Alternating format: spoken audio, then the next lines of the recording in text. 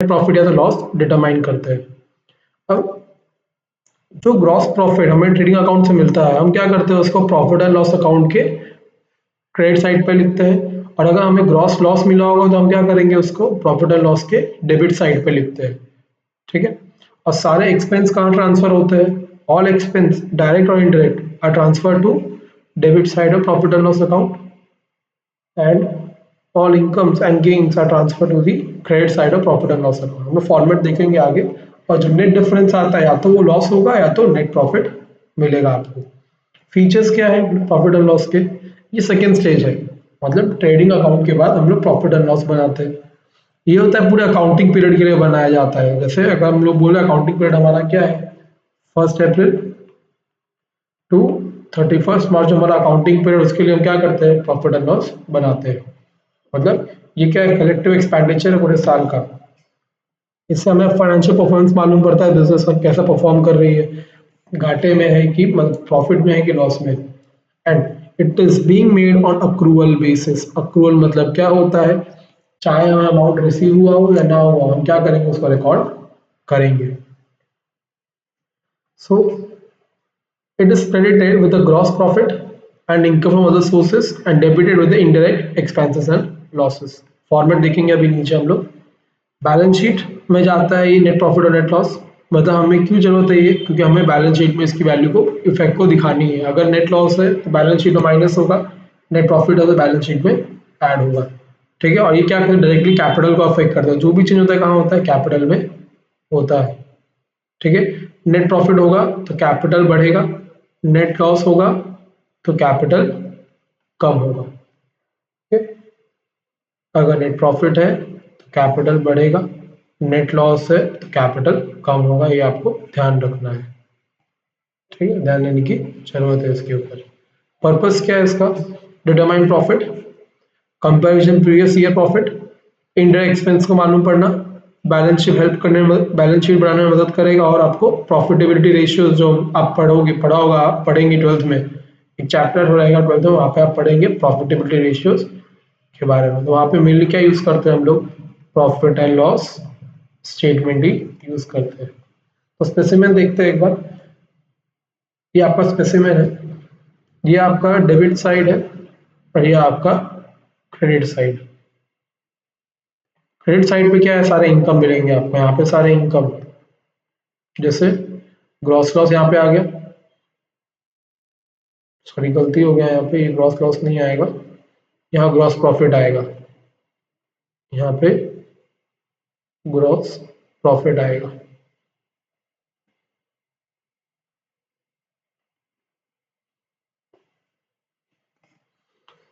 Then rent received, discount earn, commission earn, interest received, bad debt recovered, interest income from investment, miscellaneous income और भी कोई income हो, और net loss balance. अगर यहाँ ठीक है, यहाँ पे ग्रॉस लॉस आ जाएगा जो ट्रेडिंग अकाउंट से आ रहा है। यहाँ पे salaries, rent, printing stationery, postage, cartage, telephone, insurance, business promotion, repair, depreciation, interest, conveyance, banking charges, general expense, electric, theft और loss, commission, advertisement, freight, discount allowed, travelling expense, bad debt. अगर difference इस side आया, अगर हमारा ये side ज़्यादा है और ये साइड कम है तो नेट प्रॉफिट हो जाएगा। ओके। और अगर ये साइड कम है और ये साइड ज़्यादा है और ये साइड कम है तो will have net loss. Again अगर हमारा ये साइड कम है और ये साइड ज़्यादा है तो नेट प्रॉफिट। और अगर ये साइड ज़्यादा है, ये साइड ज़्यादा है और ये साइड कम है तो क्या होगा, नेट लॉस। डिफरेंस देखते हैं ट्रेडिंग एंड पीएनएल के बीच में। ट्रेडिंग अकाउंट क्यों बनाते हैं, प्रॉफिट एंड लॉस का पार्ट है ये। मतलब ये बिना बने प्रॉफिट एंड लॉस नहीं हुआ सकता, क्योंकि हमें क्या करना है, जीपी और जीएल वहां से ट्रांसफर करना है पीएनएल में। ये मेन अकाउंट हो गया पीएनएल का। नेचर क्या है, ग्रॉस प्रॉफिट लॉस को डिटरमाइन करने के लिए, यहाँ पे नेट प्रॉफिट और नेट लॉस को डिटरमाइन करने के लिए। Transfer of balance, transfer to PNL account में हम क्या करते हैं, पीएनएल में ट्रांसफर करते हैं, और यहाँ पे transfer to capital account, capital account में ट्रांसफर करते हैं इसको। Items, sales, purchase, cost, closing stock and direct expense, यहाँ पे इनडायरेक्ट एक्सपेंस एंड इनकम क्या है हमारा खाली डाला जाता है। ग्रॉस प्रॉफिट और नेट प्रॉफिट में क्या डिफरेंस है वो देखते हैं। ग्रॉस प्रॉफिट का बात है जब सेल से हम लोग cost of goods sold minus करते हैं, मतलब सेल में से गुड्स कितने की बने हैं उसके कॉस्ट को माइनस करेंगे तो ग्रॉस प्रॉफिट आएगा। और नेट प्रॉफिट कब आएगा, जब ग्रॉस प्रॉफिट है और उसमें सारे इनकम को ऐड करेंगे और सारे एक्सपेंसेस को माइनस करेंगे, तब क्या आएगा मेरा नेट प्रॉफिट आएगा। ये ट्रेडिंग अकाउंट डिटरमाइन करता है, ये प्रॉफिट एंड लॉस डिटरमाइन करता है। ठीक है, ग्रॉस प्रॉफिट कहाँ ट्रांसफर होता है, प्रॉफिट एंड लॉस में, और नेट प्रॉफिट कहाँ होता है, कैपिटल अकाउंट में ट्रांसफर करते हैं। इसमें कोई भी इनकम इंक्लूड नहीं करते, यहाँ पे income from other sources other than direct income क्या करते हैं यहाँ पे इंक्लूड करते हैं हम लोग। Then not dependent on net profit, net profit dependent नहीं है, किस पे डिपेंडेंट है, सेल्स एंड परचेज पे। Gross profit is not dependent on net profit, पे dependent on sales and purchase, but net profit is dependent on gross profit। Okay, यहाँ पे भी एक मिस्टेक है, इधर नेट प्रॉफिट आएगा, नेट ग्रॉस लॉस नहीं आएगा, यहाँ पे आप नेट प्रॉफिट लिखिएगा। ओके, अब स्टार्ट करते हैं next topic, operating profit and net profit. खाली फॉर्मूलाज है, आपको ध्यान रखने हैं, कभी काम आएगा, जरूरी भी नहीं कि काम आए आपको। तो प्रॉफिट में भी डिवाइडेड इनटू दो पार्ट में प्रॉफिट डिवाइड होगा, operating profit and net profit. Operating profit क्या हुआ, ऐसे प्रॉफिट जो आप जो क्या करते हैं नॉर्मल बिजनेस एक्टिविटी करने से आप कमा सकते हो। मतलब आपका जो ग्रॉस प्रॉफिट है उसमें से हमारे जो ऑपरेटिंग एक्सपेंस है बिजनेस को चलाने का खर्च हम क्या करेंगे उसमें से उसको माइनस कर देंगे। जो हमारा ग्रॉस प्रॉफिट है उसमें से बिजनेस चलाने वाले खर्चे हम क्या करेंगे सब्ट्रैक्ट करेंगे, तो हमारा क्या आएगा ऑपरेटिंग प्रॉफिट आएगा। It is calculated by deducting the operating expense from the gross profit. Net profit क्या हुआ, जो हम ऑपरेटिंग और नॉन ऑपरेटिंग मतलब दोनों एक्टिविटीज को करने से अर्न करते हैं वो मेरा नेट प्रॉफिट हुआ। ऑपरेटिंग एक्सपेंस ऐसे एक्सपेंसेस जो क्या है बिजनेस को ऑपरेट करने के लिए क्या करते हैं हम लोग यूज करते हैं। सारे ऑल इनडायरेक्ट एक्सपेंस कहाँ आते हैं, ऑपरेटिंग एक्सपेंसेस में आते हैं। सारे इनडायरेक्ट एक्सपेंस कहाँ आते हैं, ऑपरेटिंग में आते हैं, मतलब सारे बिजनेस चलाने के खर्चे। नॉन ऑपरेटिंग जो क्या है मेन एक्टिविटी से रिलेटेड नहीं है, not related with the main activity of the enterprise. Operating income क्या है, जो हमारा एंटरप्राइज का इनकम है जो नॉर्मल एक्टिविटी करने से आते हैं वो क्या है मेरे ऑपरेटिंग इनकम हुए। और जो मेन एक्टिविटी नहीं है उससे कोई इनकम आ रहा है तो वो मेरा क्या हुआ नॉन ऑपरेटिंग इनकम हुआ। अगेन ऑपरेटिंग एक्सपेंस ऐसा एक्सपेंस जो बिजनेस को चलाने के लिए करते हैं हम लोग। नॉन ऑपरेटिंग एक्सपेंस जो क्या है मेन एक्टिविटी का खर्चा नहीं है। ऑपरेटिंग इनकम जो मेन एक्टिविटी करने से इनकम आता है, और नॉन ऑपरेटिंग इनकम जो इनकम हमें हमारे बिजनेस से रिलेटेड कुछ भी नहीं है वो। ठीक है, फॉर्मूला आप पढ़ना तो पढ़ना, बाकी जरूरत नहीं है, ऊपर के कंसेप्ट से डिराइव हुआ है फॉर्मूला सारा। ओके, तो operating profit gross profit minus operating expense, operating profit net sales minus COGS minus operating expense, operating profit net profit non operating expense non operating expenses वगैरह माइनस करेंगे। दो बार minus नहीं होगा, यहाँ पे गलती हुई है। Operating profit net sales minus operating cost, net profit gross profit minus operating expense minus non operating expense plus operating income. तो यहाँ पे वही करेंगे, ऑपरेटिंग यहाँ पे इनकम ऐड होगा और एक्सपेंस को माइनस किया जाएगा। Net profit operating profit minus non operating expense plus operating income, हमारा क्या आएगा नॉन हमारा नेट प्रॉफिट आ जाएगा। अब सम देखते हैं, ये सम नहीं देखेंगे, ये तो खाली प्रॉफिट के ऊपर जरूरत नहीं है हमारे करने का, हम डायरेक्ट क्या करेंगे बड़ा सम करेंगे इसका। Next moving to balance sheet. So balance sheet क्या है, एक स्टेटमेंट है, कैची का स्टेटमेंट जो आपको फर्म का एसेट बताएगा कितना है फर्म के पास, लाइबिलिटी कितना है और कैपिटल कितना है प्रोप्राइटर के पास। What does it says? It says that what amount of asset and liability firm has or have, and capital that a proprietor or the owner of the entity hold। ठीक है, ये third stage है trading account, और profit and loss के बाद क्या बनता है आपका बैलेंस शीट। बनता है। और ये क्या बताता है आपको, बिजनेस का फाइनल पोजीशन बताएगा।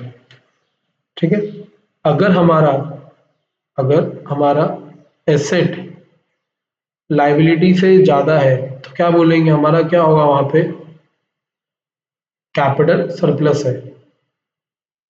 और अगर हमारा लाइबिलिटी एसेट से ज्यादा है तो यहाँ पे क्या है, कैपिटल डेफिसिट है। Excess of asset over liabilities is a capital and indicator of financial soundness of the company। और ये क्या होता है, इसमें जनरली रियल अकाउंट होते हैं और पर्सनल अकाउंट्स ही यूज किए जाते हैं। पर्पस क्या है बैलेंस शीट का, फाइनेंशियल पोजीशन बताता है आपको बिजनेस का। इसमें अलग अलग हेड है, वेरियस हेड एसेट्स के और लाइबिलिटीज के, जो आउटसाइडर और प्रोप्राइटर दोनों की इनकम दोनों के खर्चे बताएगा, दोनों के एसेट लाइबिलिटी बताएगा। ओपनिंग कैपिटल और प्रोप्राइटर बताता है कितना ड्रॉ कर रहा है वो, और फ्रेश कैपिटल इंट्रोड्यूस कितना कर रहा है। ओपनिंग एंट्री पे डिपेंड करता है नेक्स्ट ईयर के, मतलब फर्स्ट फर्स्ट अप्रैल 24 को क्या बैलेंस है, उस पर डिपेंड करता है 31 मार्च 2025 का बैलेंस शीट। तो प्रीवियस ईयर का मतलब करंट ईयर का जो ओपनिंग बैलेंस होगा उस पर पूरा डिपेंड करता है। और ये बताता है कि फर्म सॉल्वेंट है कि नहीं, मतलब फर्म अपने डेट पे कर पाएगा कि नहीं। कैरेक्टरिस्टिक्स क्या है, कोई पर्टिकुलर डेट नहीं होता, जनरली हम कब प्रिपेयर करते हैं इसको, as on 31 March of particular year. ठीक है, इसका कोई स्पेसिफिक डेट नहीं है। यहाँ पे क्या होता है, साल के 31 मार्च को बनाया जाता है इसको। ठीक है। ट्रेडिंग अकाउंट और पीएल के बाद बनाते हैं इसको। ये फाइनेंशियल साउंडनेस बताते हैं एंटिटी का। इसके लेफ्ट साइड पे लाइबिलिटी है और राइट साइड पे क्या मिलेगा आपको, एसेट्स मिलेंगे। और टोटल क्या होता है, मैच होना चाहिए, एसेट और लाइबिलिटी का टोटल मैच होना चाहिए। ओके, सो फाइनल अकाउंट पे क्वेश्चन करते हैं। क्वेश्चन नंबर 16 क्या है हमारा, prepare from the following trial balance, prepare trading account, profit and loss account और end of year and that balance sheet at that date. तो यहाँ पर क्वेश्चन है, sundry debtors 15,000, stock on 1 April 20 50,000, land in building 1 lakh, cash in hand 16 lakh 16,000, cash at bank 40,000, wages 30,000, bill receivable 20, interest 2, debt date 5,000, repairs 3,000, furniture fixture 15,000, depreciation 10,000, rent 8,000, salaries 20, drawings 20, purchases 1 lakh, office expense 25,000, plant and machinery 57,000, capital 2 lakh 50, interest 6 lakh, interest 6,000, sundry debtor 70,000, sales 1,70,000 and bills payable 40,000 आपको दिए हुए। तो let's start with the सम।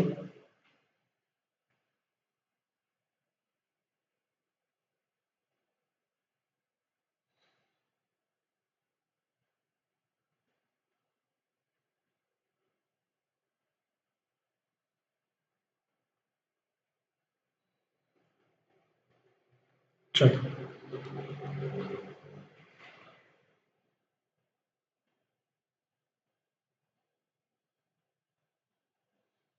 आप format ready कर लिए तब तक।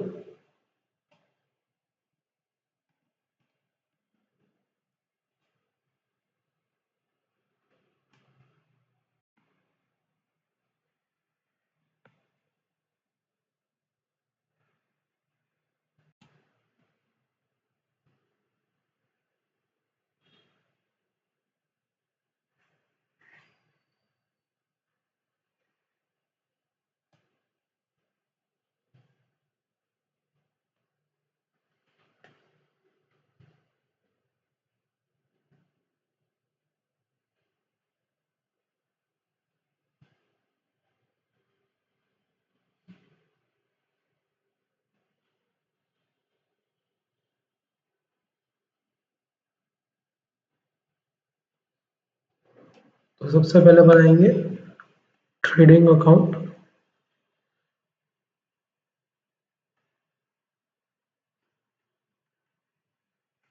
Trading account of of किसी का नहीं है।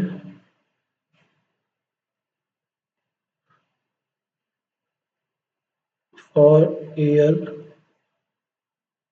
Ending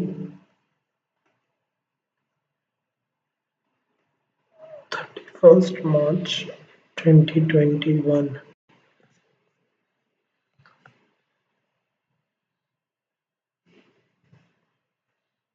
particulars,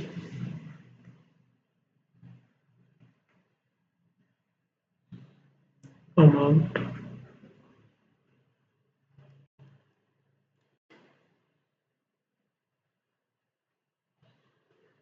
particulars, amount। देखते हैं क्या क्या बैलेंस ट्रेडिंग अकाउंट में आएगा। पहला, सन्डे डेटर्स नहीं आता, स्टॉक आएगा ऑन 1 April 2020, तो टू ओपनिंग स्टॉक।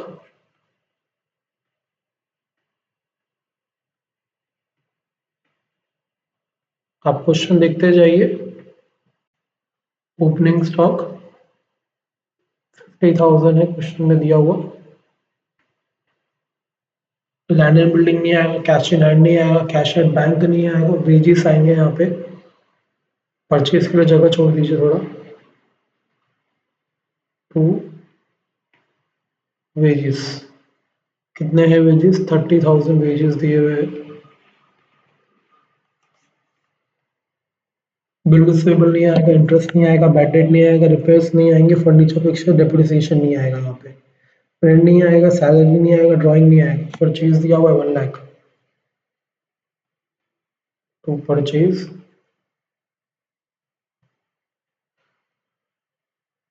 1 लाख दिया हुआ है। कुछ रिटर्न नहीं दिया तो 1 लाख डायरेक्ट लिख देंगे। कैपिटल नहीं आएगा, इंटरेस्ट नहीं, सन्ड्री डेटर्स नहीं, क्रेडिटर्स नहीं है। सेल्स आएगा इस साइड, क्रेडिट साइड पे बाय सेल्स।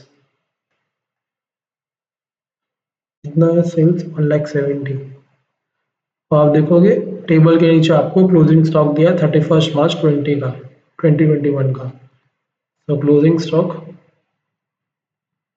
कितना है? 1 लाख। तो आप टोटल करिए, कितना होगा टोटल आपका इधर? 2,70,000 और यहाँ पे 1,80,000, तो 2,70,000 एंड यहाँ पे भी 2,70,000। आंसर बचेगा यहाँ पे आपका 90,000। तो ये मेरा क्या हो जाएगा? To gross profit. ये कहाँ ट्रांसफर होगा? It will transfer to profit and loss account.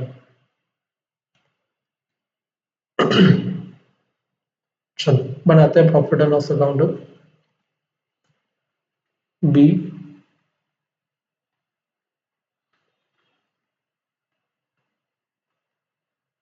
Profit and loss account for year ending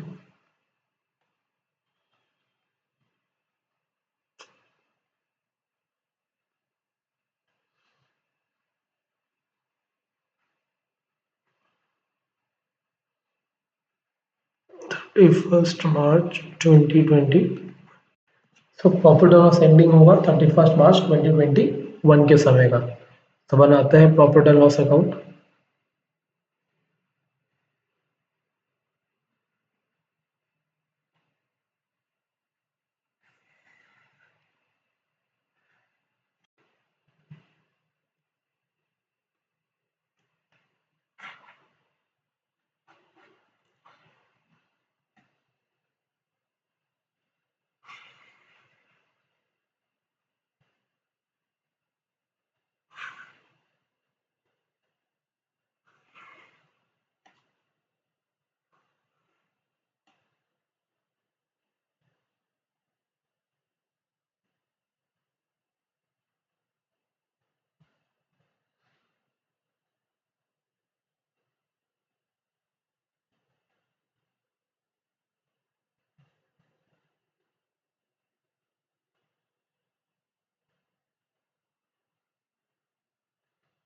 चलो फॉर्मेट रेडी है। सो यहाँ पे आपका आएगा पर्टिकुलर्स,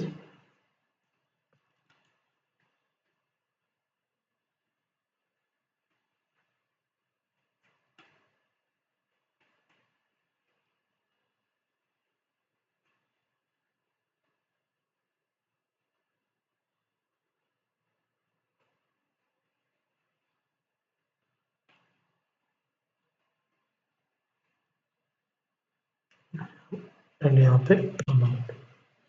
तो वापस देखते हैं, डेटर्स यहाँ पे नहीं आएंगे, ओपनिंग स्टॉक नहीं आएगा, लैंड एंड बिल्डिंग नहीं आएगा, cash and bank, cash and hand नहीं आएगा, वेजेस नहीं आएगा, बिल रिसीवेबल नहीं आएगा, इंटरेस्ट आएगा। इंटरेस्ट हम यहाँ पे लिख देंगे टू इंटरेस्ट।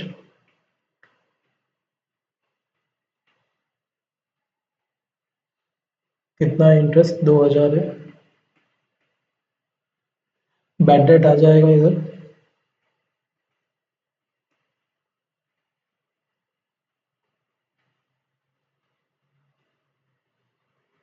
5000। रिपेयर्स आ जाएंगे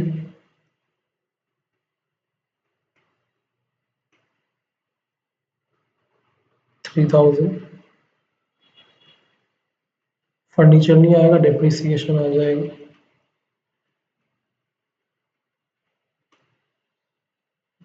डिप्रिसिएशन 10,000। रेंट आएगा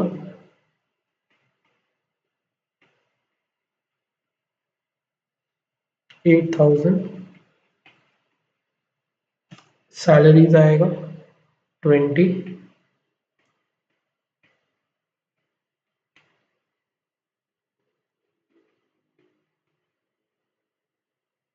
परचेज नहीं आएगा, ऑफिस एक्सपेंसेस आएंगे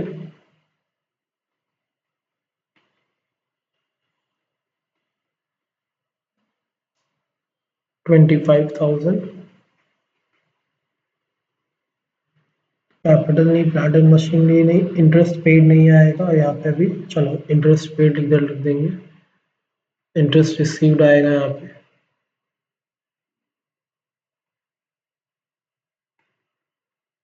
इंटरेस्ट रिसीव्ड कितना है? 6,000। तो ये इधर आ जाएगा और ऊपर ग्रॉस प्रॉफिट आ जाएगा। कितना आया था जीपी? 90,000 हमारा जीपी आया था, 90 आया था। 1,80,000 माइनस 2,70,000, 90,000 आया था। चलो टोटल करते हैं।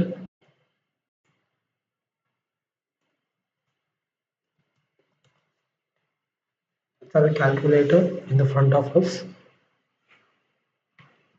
1,000, 5,000, 3,000, 10,000, 8,000, 20,000, 25,000. 73,000 on this side and 96 on the other. So we have 23,000 as a profit. So total we have 96,000, and profit balance is gross profit. Net profit we have 23,000 will be transferred to balance sheet.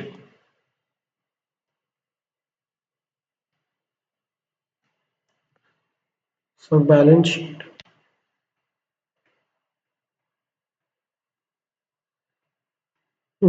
sheet as at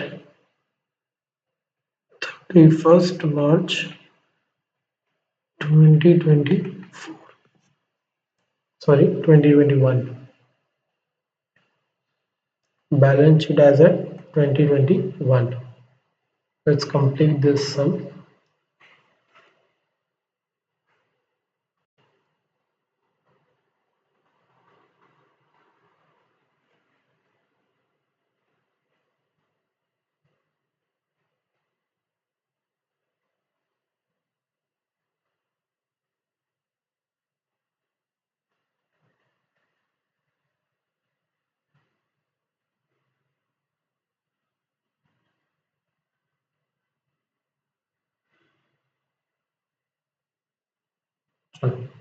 balance sheet है आपका, तो यहाँ पे heading आएंगे liabilities,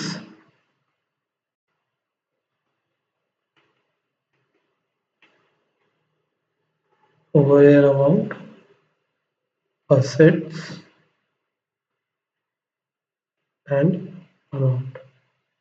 So debtors आ जाएंगे यहाँ पे, sundry डेटर्स 15,000, स्टॉक नहीं आएगा यहाँ पे, लैंड एंड बिल्डिंग LNB लिखेंगे, लैंड एंड बिल्डिंग को कितना आएगा 1 lakh, cash in hand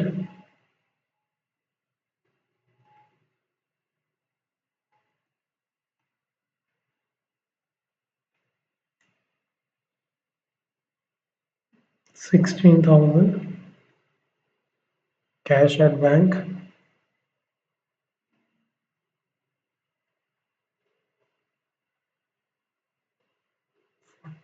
30,000,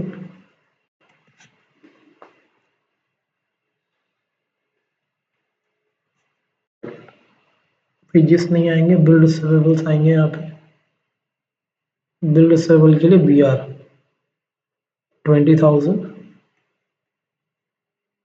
interest नहीं आएगा, डेटर्स बेडेड नहीं आएंगे, रिपेयर्स नहीं आएगा, फर्नीचर एंड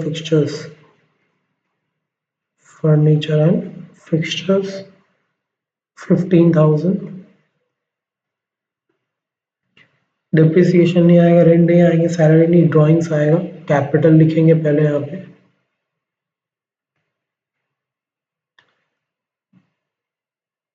कैपिटल 2,50,000, उसमें से ड्राइंग्स को माइनस करेंगे,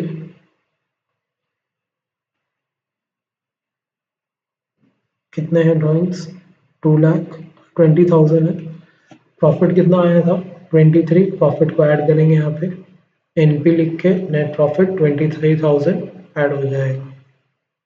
ओके, परचेजेस हो गया, office expenses, plant and machinery,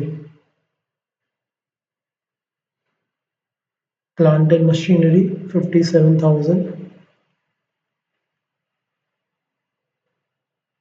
capital हो गया, interest done, sundry creditors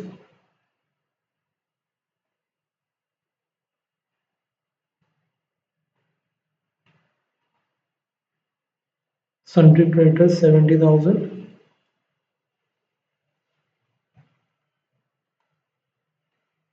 salaries नहीं आएगा, बिल्स पेएबल तो B/P 40, and last we will have closing stock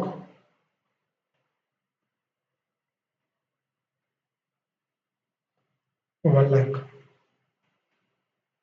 Let's have a total for this. What was the balance of capital?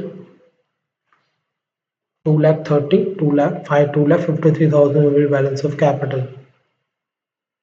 So let's have total for this.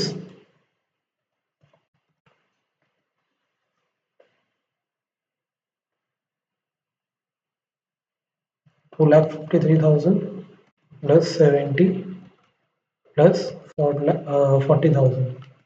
So 3,63,000 have total.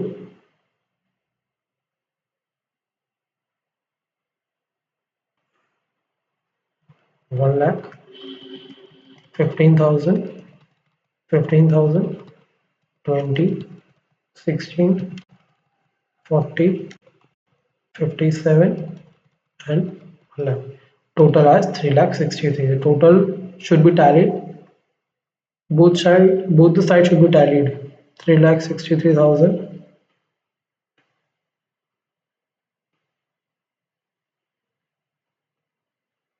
So the last, both the sides should be tallied. So you will get the correct answer. If you are not getting both the sides tallied, there will be some error in the answer. So for today, we'll keep chill here. You can do this by yourself, but only one thing is to be done. In this type of questions, only you have to put values in the format. There is no adjustment in this type of questions. You will only having the adjustment like this closing stock adjustment, no other adjustments. So you can practice the given questions below. I will attach the PDF in the comment box. You can download it from here and you can start practicing this question. It is generally a low basic practice question, so you can get well words with the format. So आपको खाली क्या करना है, ये सारे values को format में put करना, आंसर निकालना है। अगर आपको अच्छा लगा हो, समझ में आया तो लाइक करिए, शेयर करिए, सब्सक्राइब करिए चैनल को। Thank you, God bless you.